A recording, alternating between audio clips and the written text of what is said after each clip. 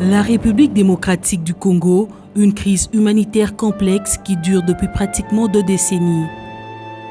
Depuis 10 ans maintenant, le Fonds humanitaire, mieux connu sous l'appellation de Pool Fund, finance l'action humanitaire en République démocratique du Congo. Sous la direction du coordonnateur humanitaire, le fonds fournit un financement souple et prévisible aux besoins les plus critiques dans plusieurs secteurs.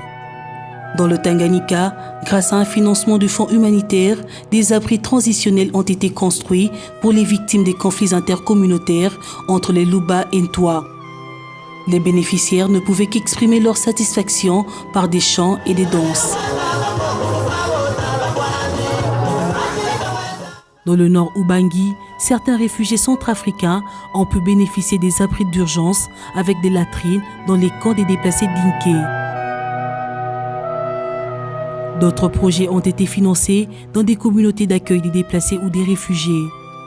Comme ici, ces forages qui constituent les seules sources d'eau potable pour ces communautés.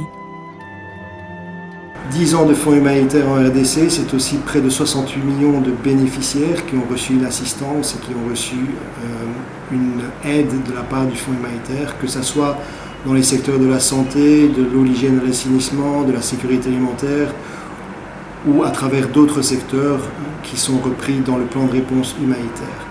10 ans de fonds humanitaires en RDC, c'est aussi plus de 5500 salles de classe construites, ce sont plus de 4000 km de routes réhabilitées, ce sont plus de 7 500 000 enfants vaccinés pour la rougeole essentiellement. C'est aussi des épidémies de choléra auxquelles on a répondu et d'autres interventions d'urgence, notamment la distribution de vivres et de biens non alimentaires. Dans le secteur de la protection, le fonds humanitaire a permis la prise en charge de plus de 131 000 victimes de violences sexuelles, soit une moyenne de près de 40 victimes de violences sexuelles par jour pendant 10 ans. Chaque jour, 225 enfants souffrant de la malnutrition ont été pris en charge, soit un total de près de 822 000 cas. Plus d'1,5 million des ménages ont pu bénéficier d'un tronc agricole, de l'élevage et de pêche. Plus de 1800 structures de santé ont été réhabilitées. Une prise en charge gratuite des personnes vulnérables a été assurée. Sans oublier le renforcement des capacités du personnel soignant. L'arrivée des réfugiés centrafricains, l'hôpital a eu à bénéficier beaucoup. Il y a la formation, il y a eu l'équipement de différentes dotations, des appareils et puis en médicaments aussi, approvisionnement en médicaments. Il soutient aussi même la sécurité transfusionnaire aussi.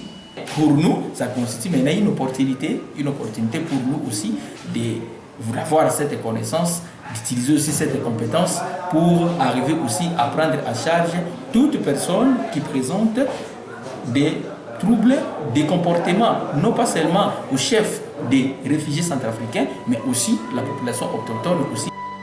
D'autres interventions ont eu lieu dans le secteur de la logistique, que ce soit dans le transport aérien ou dans la réhabilitation des infrastructures routières. Depuis 2009, l'ONG ADC collabore avec le Fonds humanitaire. L'expérience est jugée positive. Avec le coaching du Pool Fund, ADCE a amélioré ses capacités. Ici, je tiens à signaler qu'avec les repas chauds, la nouveauté que le Pool Fund a intégrée dans les standards des repas chauds, c'est la commodité viande, poisson et chenilles. Souvent, les standards étaient les céréales, le riz, et avec le Pool Fund, on a ajouté les céréales farine de manioc et maïs. Depuis sa création en 2006, le Fonds humanitaire de la RDC a reçu de 11 différents donateurs un total de 900 millions de dollars américains. Cette enveloppe a permis de financer 1250 projets à travers la République démocratique du Congo. Ces projets ont été mis en œuvre en faveur de 68 millions de personnes par 170 partenaires, dont au moins 90% des ONG nationales et internationales. Malgré tout, le Fonds humanitaire de la RDC doit encore face à un certain nombre de défis, notamment celui de la mobilisation des ressources humaines, techniques et financières, en ce moment où des crises humanitaires se multiplient dans le monde.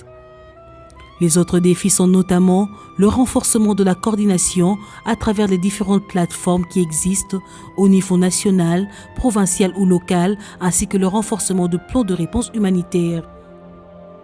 Plusieurs réalisations ont été faites, mais beaucoup reste encore à faire.